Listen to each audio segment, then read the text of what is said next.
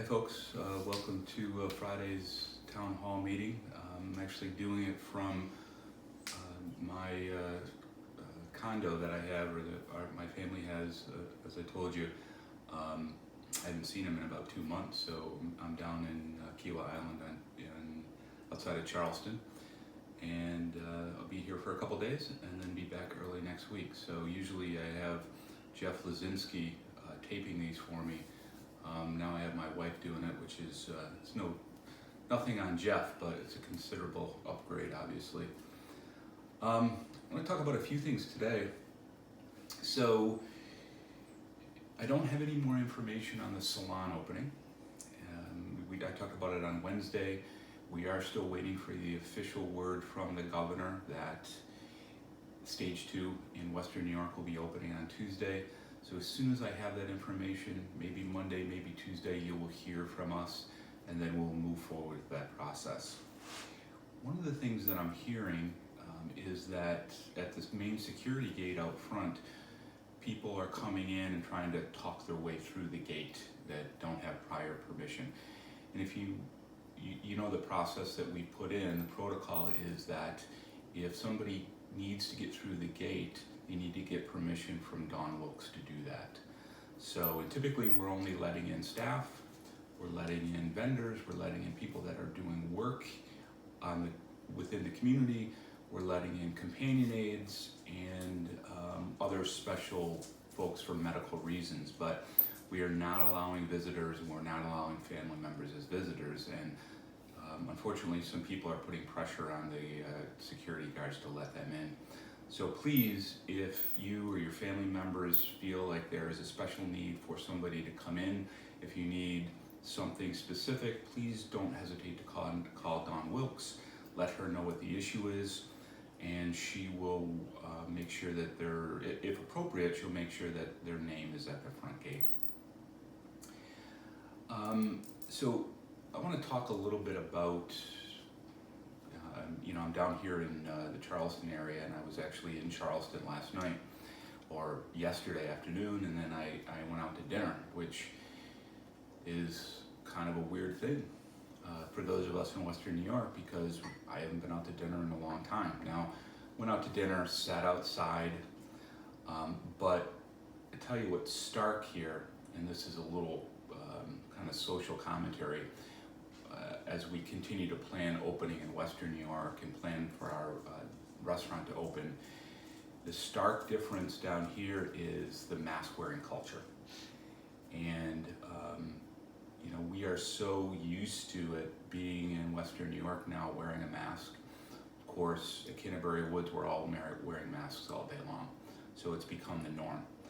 And even if you go to Wegmans now, or you go to some of the other stores that are open, pretty much everybody's wearing a mask.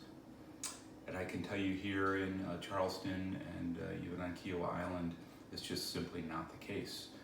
So, and it's strange to me and almost scary at times. To be honest, this is not a hot spot. So I think in all of Charleston County, there is about 600 cases, and they've had very few deaths.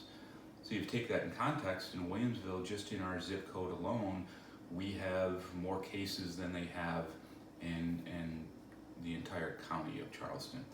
So, Buffalo's a hot spot, New York State's a tremendous hot spot and has been. Obviously, we're going in the right direction, but I can't help thinking, with all the information that we know, what we've been through and continue to go through in Western New York, you can't help thinking that we hope that in other areas of the country, such as South Carolina, that they continue, in the positive vein, and that this not wearing a mask, which unfortunately has become a cultural touchstone in the United States, I believe unnecessarily so. In the United States, we have this history of the "don't tread on me, don't tell me what to do" mentality, which is all well and good, and we certainly understand that. But there are issues, and have been issues over time, that have become law for the betterment of society. Things like you can't smoke cigarettes inside, or you can't smoke cigarettes in public places. I mean, many of us remember where you could smoke cigarettes everywhere, and now you can't. And so that law came about to protect the public good, or to protect your neighbor. And unfortunately, right now, we're having this debate in the United States over that very issue.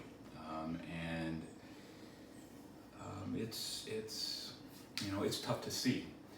So I want to encourage folks, certainly at Canterbury Woods, obviously it's mandated for our staff to continue to wear masks. And we haven't mandated residents to wear masks yet, but certainly highly encouraged it. One of the things I've seen with residents wearing masks, and sometimes staff, and I'm going to put this mask on for people to see it.